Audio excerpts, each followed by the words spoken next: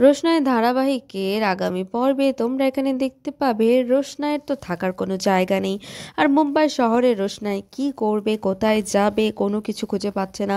আর তারপর কিন্তু গুরুজি রোশনাইকে বলে, তোমার কোনো চিন্তা নেই, তুমি আমার সঙ্গে আমার বাড়িতে থাকবে।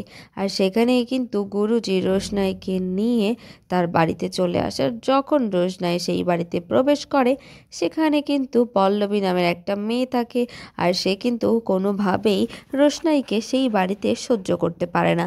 তারপর এখানে গুরুজি বলে যে এই বাড়িটা তো আমারও পল্লবী, তাহলে তুমি কেন আমার অতিথিকে অসম্মান করছো? তখন এখানে পল্লবী বলবে, দেখো রুদ্র, তুমি চাইলেই কোনো অল্প বয়সী মেয়েকে এই বাড়িতে গেস্ট করে আনতে পারো না। আমি এটা তোমাকে কখনোই হতে দেব না।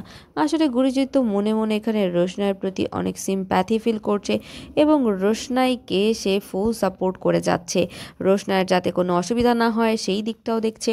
তাহলে কি রোশনাই শেষ পর্যন্ত